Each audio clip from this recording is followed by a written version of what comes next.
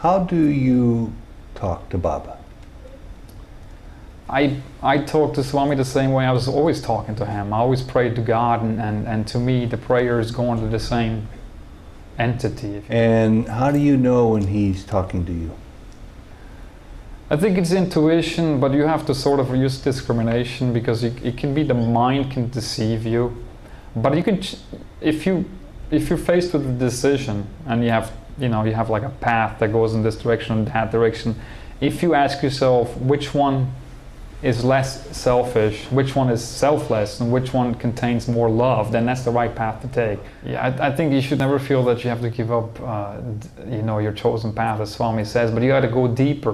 Mm-hmm. You have to go deeper, and as you go deeper, you start to expand, and you start to realize that it's not a matter of giving up, but it's a matter of expansion and more inclusion. No, I think the greatest heresy or greatest blasphemy is if you deny your own divinity. That is true blasphemy.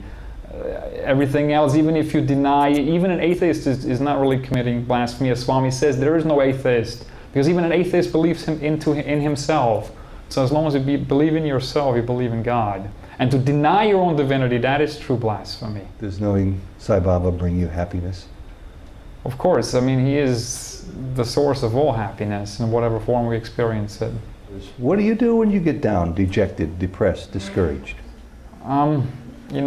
Repeat God's name, sing His name, do some bhajans. Does it work? Oh, absolutely, it works. Does it always work? Yes.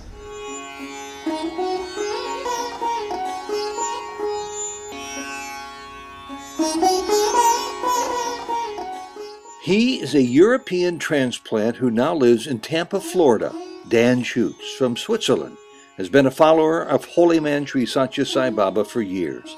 His scientific and reasoned view of the world and of spirituality's role in his life has brought him the deepest inner calm he's ever known. Welcome to Souljourns. This interview was recorded in Tampa, Florida in April 2008. Dan, thank you very much for joining us. Thank you.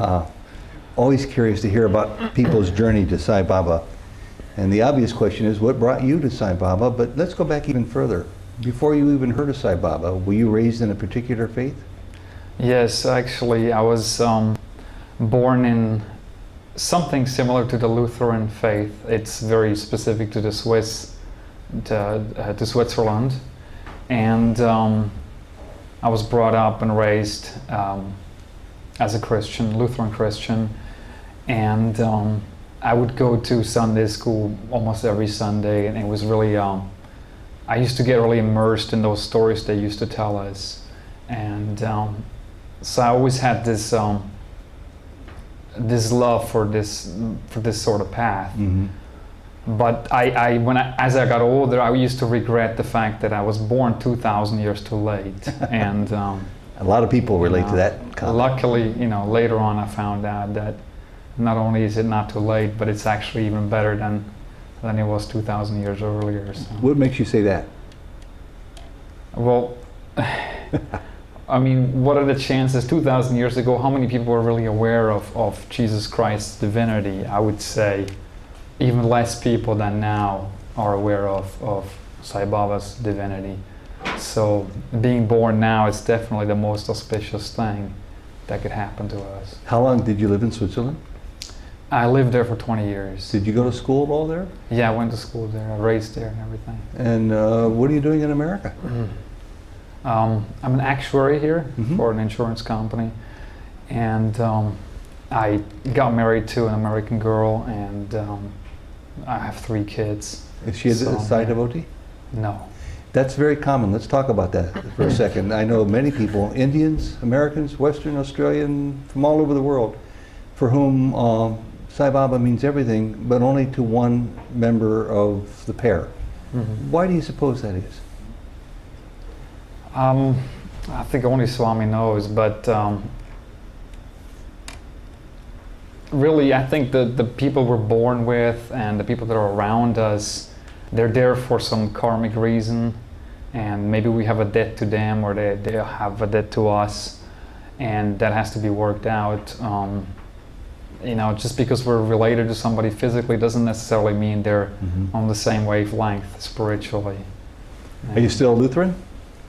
Not really. I mean, the problem with the interpretation of Christianity, which pretty much degenerated into churchianity nowadays. Churchianity. Yeah. So the thing I didn't like is the exclusive mindset that people have. When I always felt that, even at an early age, that God is love, God is bliss, and that He would not exclude any particular group of people from His love. That just didn't make any sense to me. At a very early age, I couldn't accept that idea.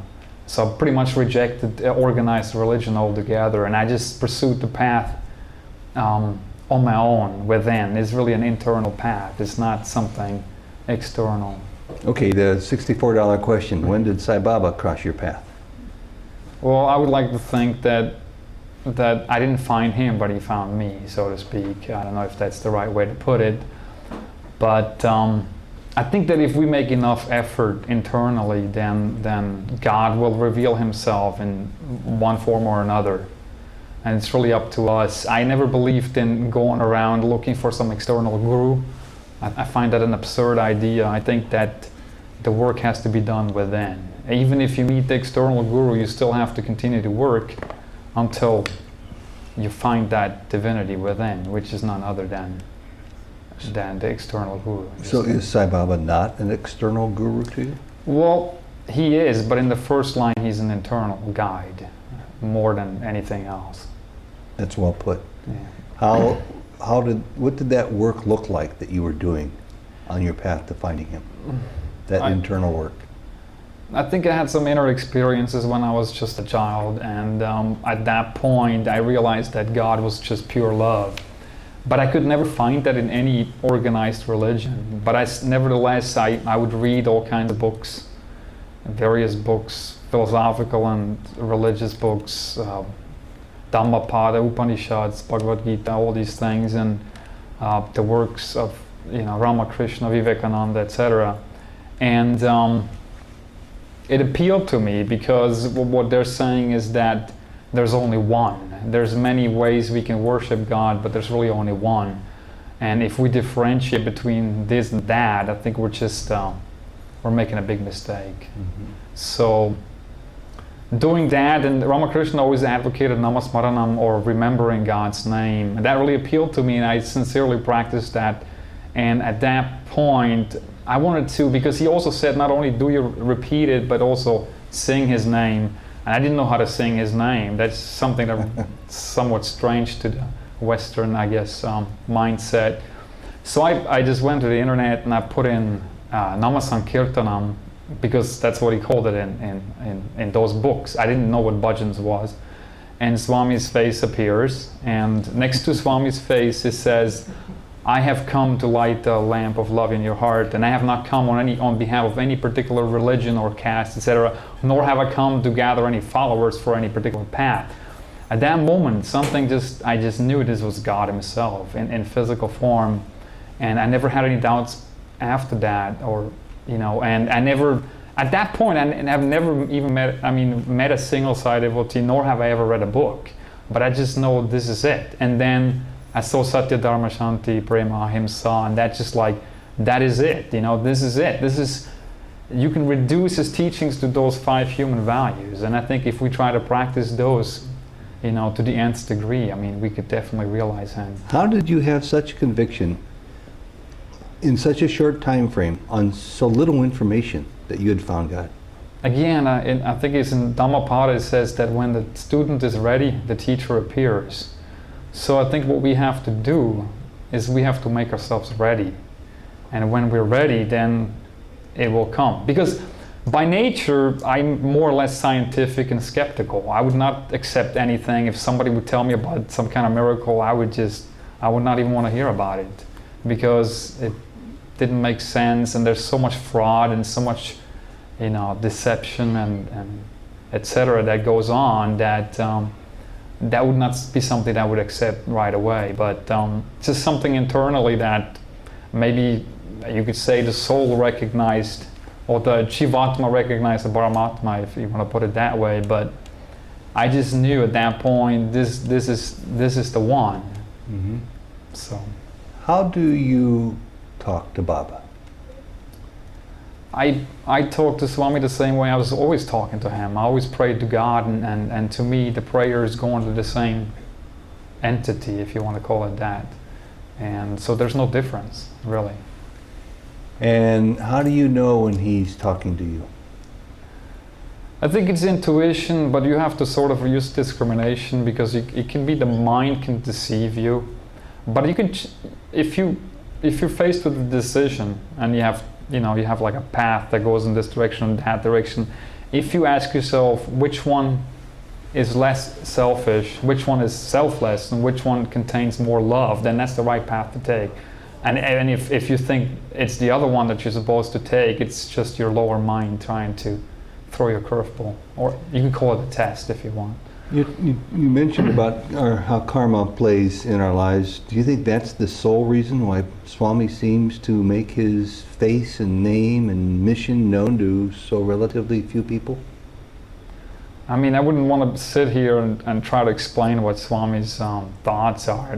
Nobody can do that. But I would say it's karmic, because Swami has said, somebody asked him the question of who are the chosen ones, and he said those who choose God are the chosen ones. So it's, like he says, it's a positive and a negative that have to come together to make the circuit complete.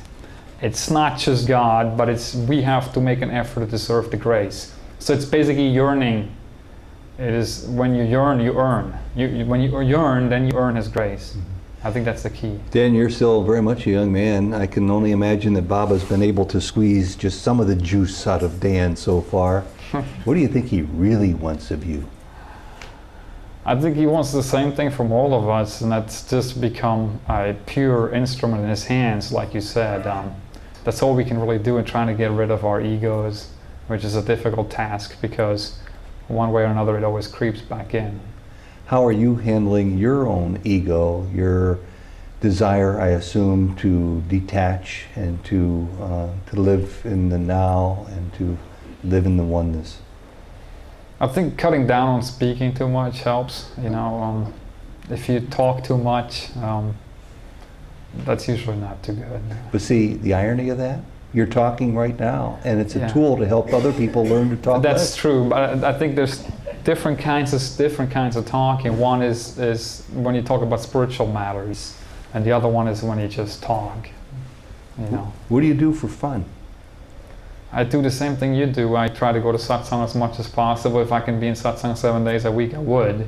But we have our duties to perform. So to me, one of the main messages that Swami gives me is that do your duty with love. And I think it's a beautiful message, that don't complain about what you got to do in life. Do it with love, because this is your opportunity to get yourself out of this mess, to get out of prison, so to speak. Dan, a lot of people say Baba's promises the golden age is coming, and yet there are some of us who believe the golden age is here. Where do you sit on that?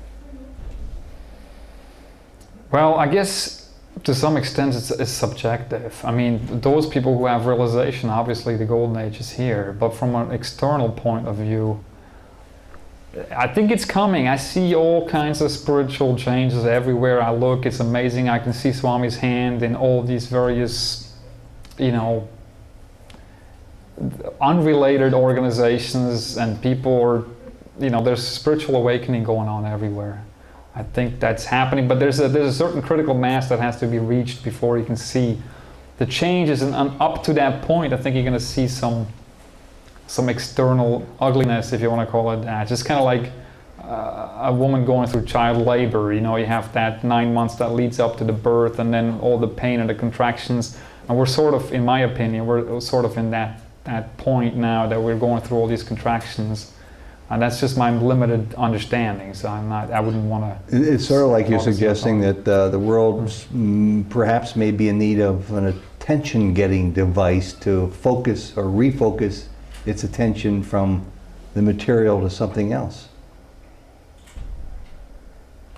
Are you talking about something big, cataclysmic?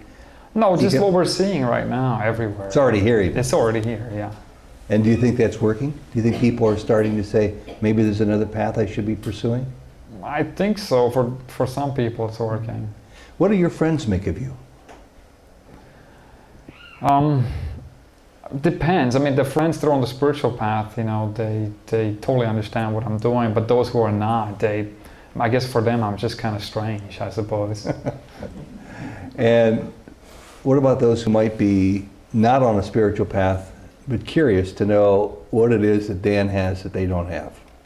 Do they ever inquire? Do they ever sort of ask you leading questions? I think, as there's a book by Adi Shankara, Vivekachudamani, and in it says that, and I like to quote that because to me it's so critical.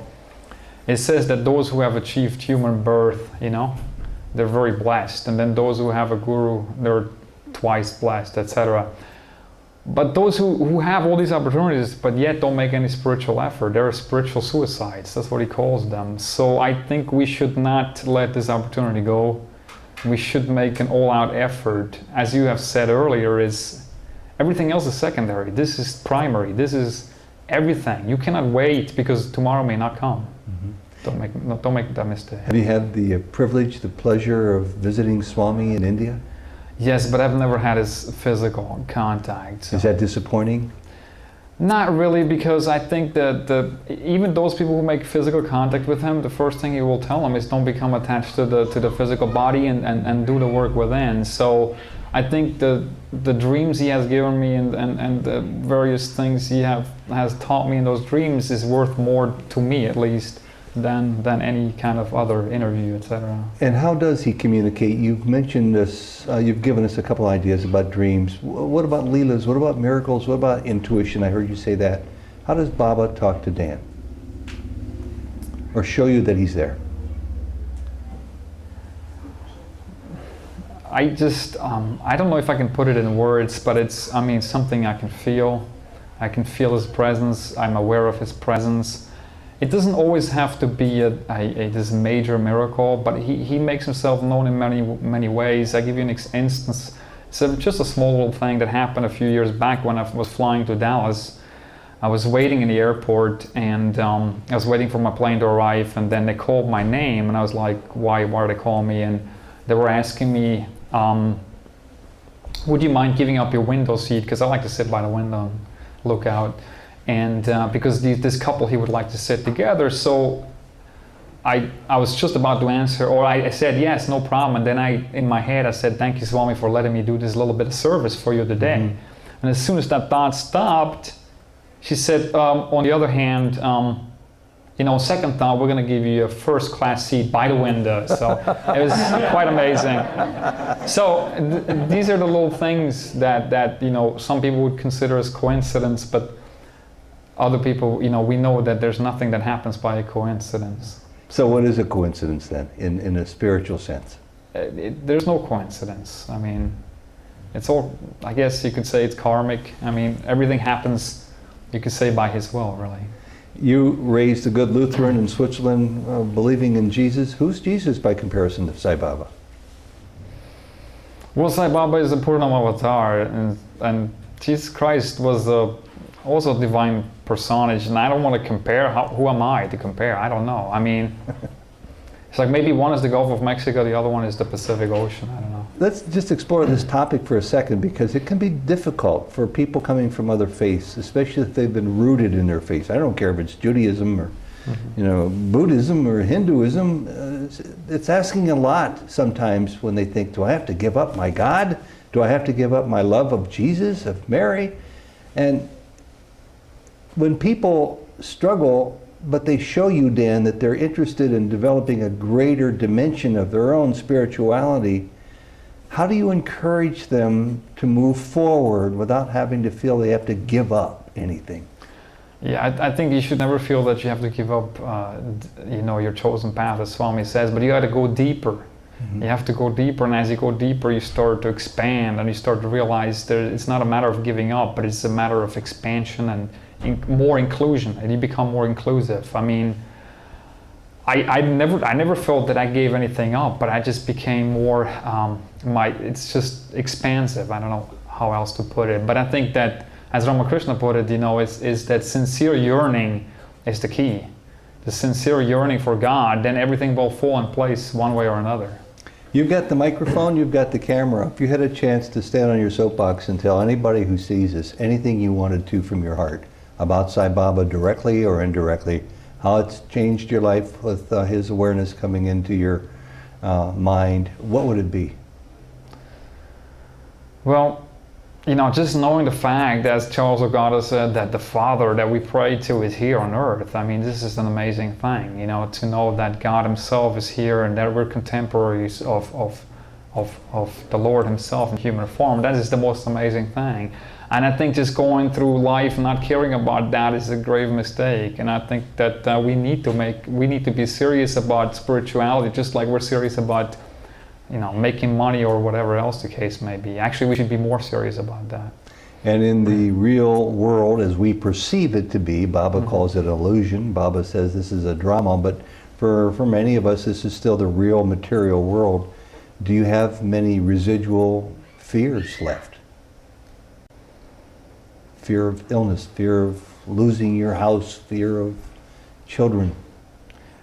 I mean, I don't want to go say I have zero fear, but I'm really not aware of any fears, to be honest. I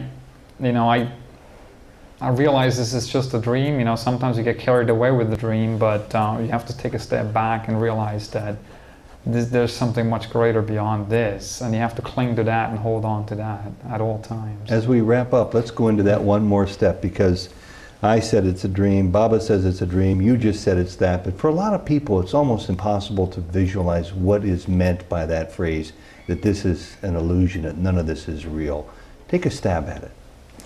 I think we have to be careful. Obviously when you're living on this plane of existence, you have to realize this is a relative reality. And it is real just like a dream is real as long as you're dreaming. If you have a nightmare, it's very much real. Even when you wake up, maybe you have a high pulse, you're sweating, etc. So as long as you're in this dream phase, it is real. As long as you're on this plane of existence, this is real. But don't forget that it's a relative reality. There's a greater reality beyond that, and strive to get to that, so that one day you can look back and really call it just a dream. At this point, it is a relative reality, and we have to deal with it with, whatever abilities that we have. And do you think the day will come in your physical lifetime when you find yourself going more or less beyond that idea that this is a dream into the true oneness of your being, not just with Baba, not just with Jesus, but as God?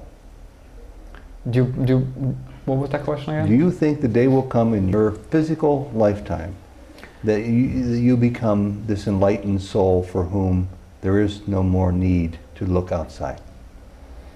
I believe it will come for everybody, as every river will eventually merge with the ocean. When that will happen, I can't put an exact date to it. It's really Swami's time. It is our effort, but it's his time. We have to leave it in his. Do you believe it's happening for some people in this lifetime? Absolutely, it's happening. Do you see people? Absolutely, yes. Do you think it's possible it can happen to you? Absolutely, yes, for all of us. We should never be pessimistic, because I see a lot of people that always say, "Oh, maybe in 1,000 lifetimes," but we should not think like that. We should make the effort now, even if we fall short.